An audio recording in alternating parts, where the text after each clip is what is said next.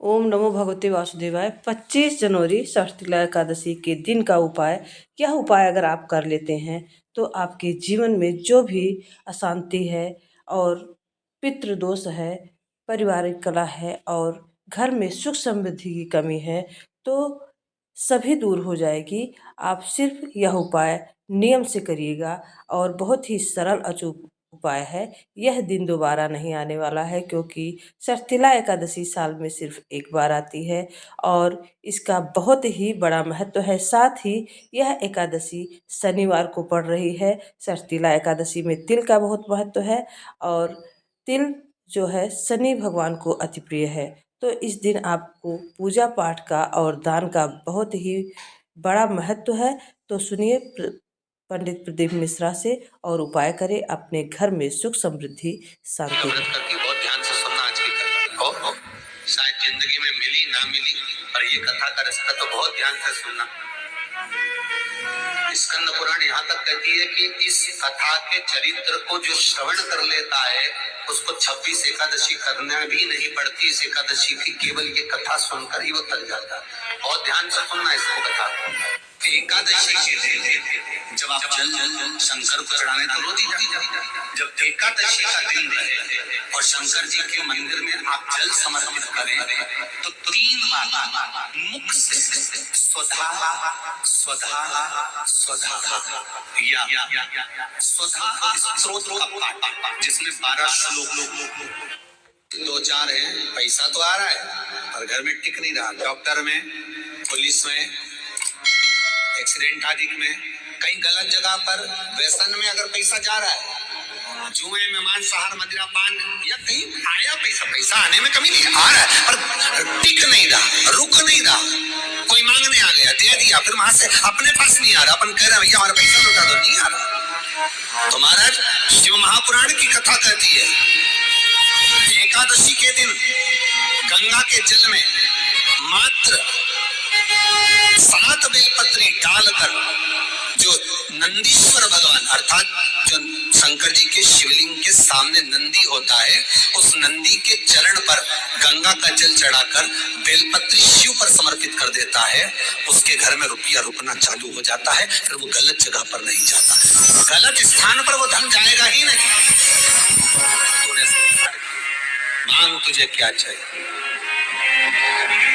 एकादशी ने भगवान विष्णु से कहा, नाथ प्रभु वर दे दो, मृत्यु लोक में जो मनुष्य मेरा व्रत करेगा, चाहे जलचर, थलचर, वायुचर या सांसारिक मनुष्य, मेरा अगर एकादशी का व्रत करेगा प्रभु, उसके यहाँ धन धान्य वैभव सुख संपदा बढ़ेगी और उस जीवात्मा को नरक नहीं भोगना पड़ेगा, सीधे वैकुंठ का उसको वास मिलेगा।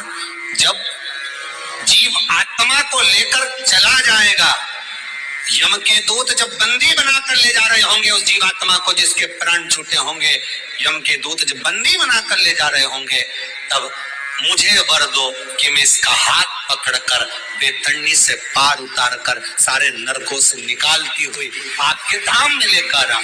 भगवान ने वर दे दिया, तथास्तु। हे एकादशी सुनो, मृत्यु लोक का मनुष्य अन्न का त्याग कर कर, क्योंकि अन्न में एकादशी के दिन पाप पुरुष रहता है, अन्न का त्याग कर कर एकादशी के दिन जो मनुष्य तुम्हारा व्रत धारण करेगा, उस व्रत को करेगा और उस व्रत को धारण करेगा, उसकी मनोकामना पूर्ण होकर वो मेरे ही धाम को जाएगा। ये तो हुआ एकादशी के जन्म की कथा। एकादशी के दिन गंगा के जल में मात्र 7 बेलपत्री डालकर जो नंदीश्वर भगवान अर्थात जो शंकर जी के शिवलिंग के सामने नंदी होता है, उस नंदी के चरण पर गंगा का जल चढ़ाकर बेलपत्री शिव पर समर्पित कर देता है, उसके घर में रुपया रुकना चालू हो जाता है। फिर वो गलत जगह पर नहीं जाता, गलत स्थान पर वो जाएगा ही नहीं। व्यसन में पड़ा हुआ है, मदिरापान में पड़ा हुआ है,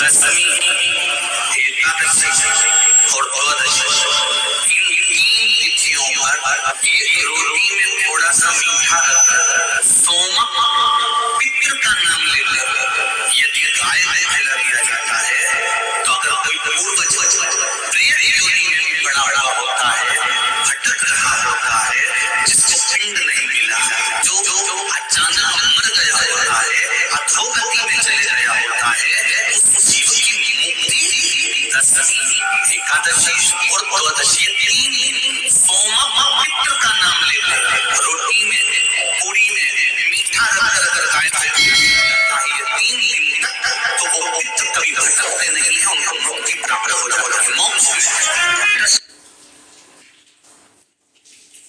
ना तालियों की गड़गड़ाहट, ना चर्चे तुम्हारे नाम के, ना वाहवाही, ना किस्से तुम्हारे काम के, फिर भी हर रोज सूरज को रेस में हराती हो। इतना जोश कहाँ से लाती हो? वीडियो अच्छा लगा हो तो प्लीज़ चैनल को सब्सक्राइब कीजिएगा, वीडियो को लाइक कीजिएगा, ज़्यादा से ज़्यादा शेयर कीजिएगा। सर्तिला एकादशी की आप सभी को ढेर सारी शुभकामनाएं। आप सभी स्वस्थ रहें, सुख समृद्धि से भरपूर रहें और हमारे चैनल भक्ति रस का रसपान करते रहें। एसपी भक्ति रस में भक्ति रस का रसपान करते रहें। श्री शिवाय नमस्तुभ्यम। ओम नमो भगवते वासुदेवाय।